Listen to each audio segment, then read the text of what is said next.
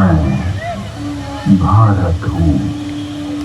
यहाँ पधारे समस्त आगंतुकों का हार्दिक स्वागत है। भारत में आदिकाल की विलुप्त हो रही ऋषि परंपरा का पुनरुत्थान की गाथा वेद वाणी से प्रारंभ करने की चेष्टा की गई है।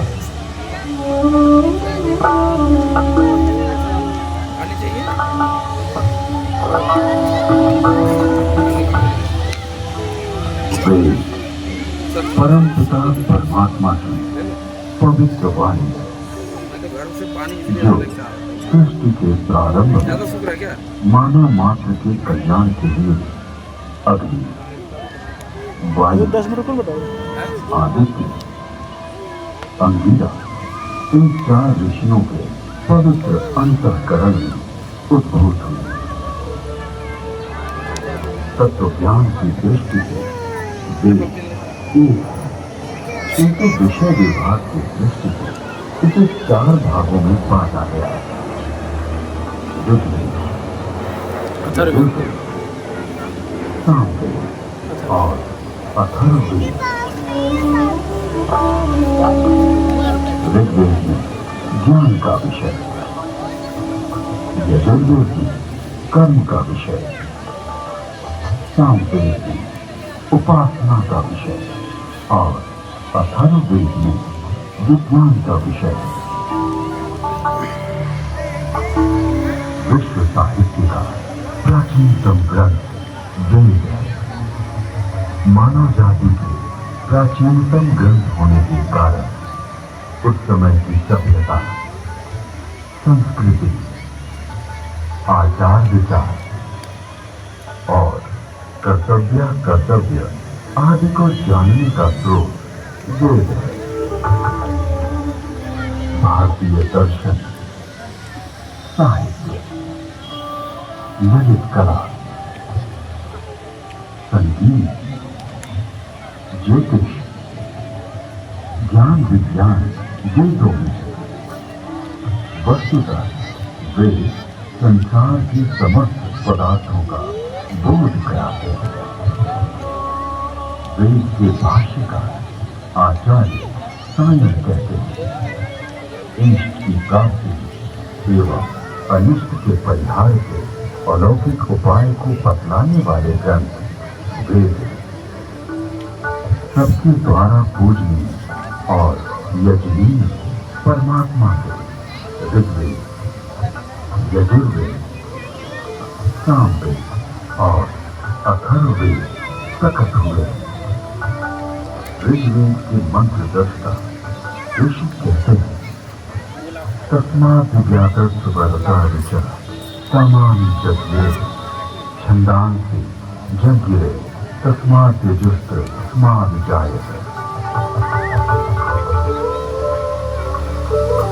ऋग्वेद जिसके द्वारा विभिन्न देवताओं की स्तुति की जाती उसे ऋग कहते हैं। ऋच्यते श्रूयते अन्य इति ऋग। इस प्रकार की ऋचाओं के संग्रह का नाम ऋग्वेद है। ऋग्वेद विश्व साहित्य का प्राचीनतम ग्रंथ है। ऋग्वेद में 10 मंडलों में 1028 सूक्ति, 10,600 मंत्र।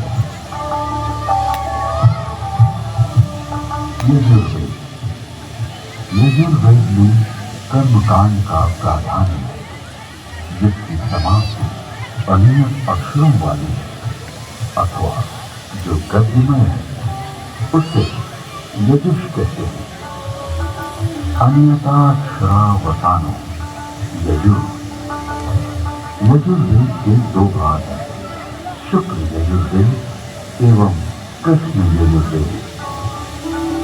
शुक्ल यजुर्वेद में 40 अध्यायों में 1975 मंत्र हैं।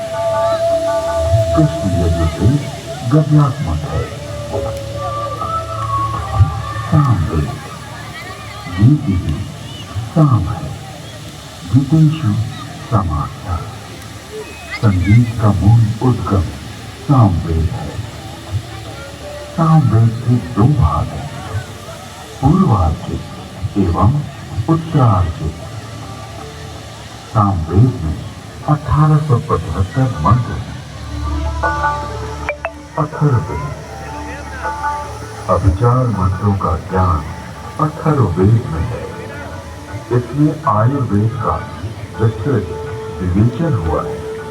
इसकी शौनक शाखा में 20 कांडों में 730 सूक्तों में 6000 मंत्र हैं।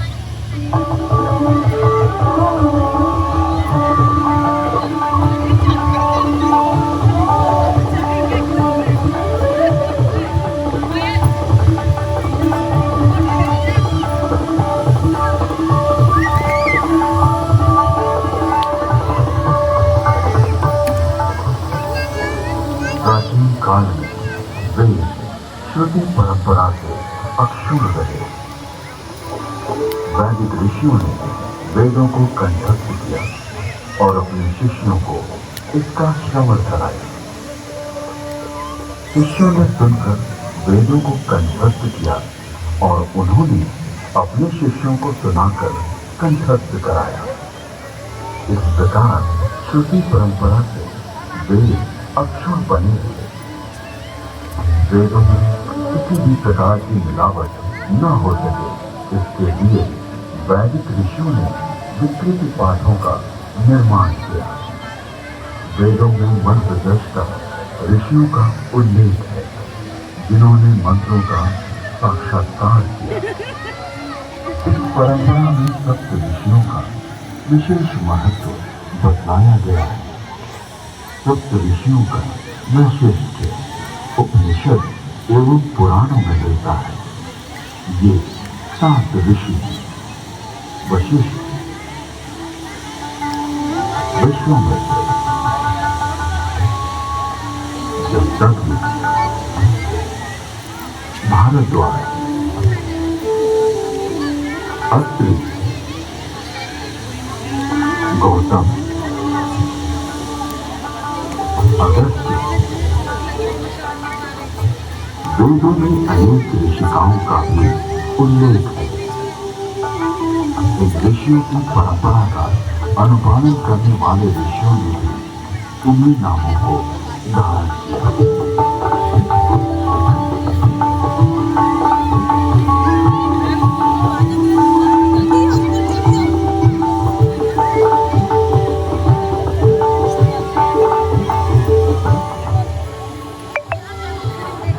आज विश्व में जिन आविष्कारों का श्रेय पाश्चात्य जगत द्वारा लिया गया है, उसे हमारे प्राचीन ऋषियों द्वारा तथ्य सहित हजारों वर्ष पूर्व प्रमाण सहित वेदों में उल्लिखित किया गया है।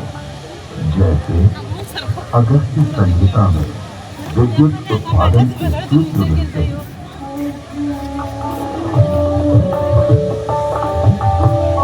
एक मिट्टी का पात्र लें, उसमें ताम्र पट्टिका कॉपर शीट डालें तथा शुद्ध ग्रीवा कॉपर सल्फेट डालें। फिर बीच में गीले काष्ठ पांसु व सॉल्डर लगाएं। ऊपर पारा, मर्क्यूरी तथा 10 लौह जिंक डालें।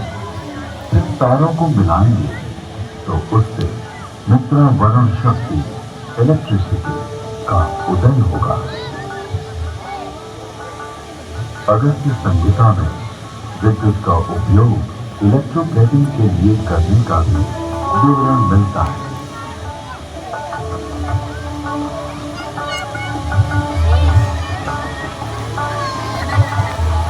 अतः अगस्त्य को कुंभोधव बैटरी बोन भी कहते हैं।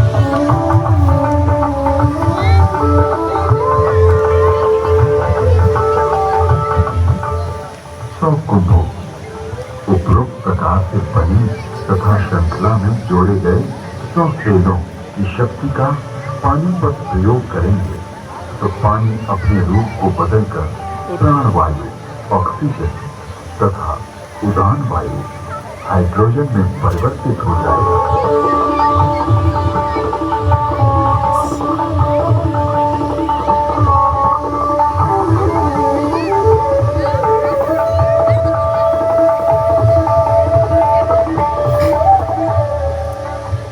कृत्रिम स्वर्ण अथवा रजत के लेप को संस्कृति कहा जाता है।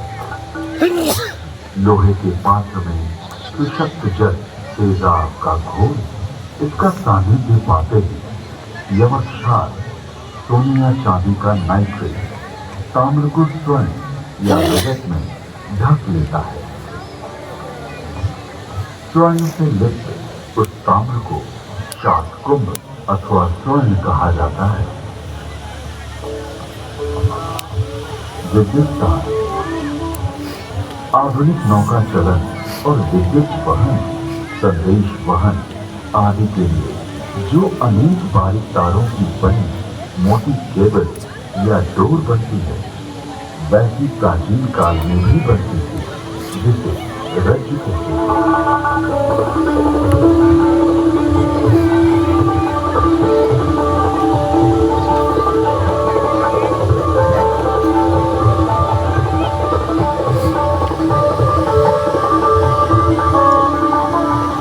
9 तारों का क्षेत्र बनता है, 9 सूत्रों का।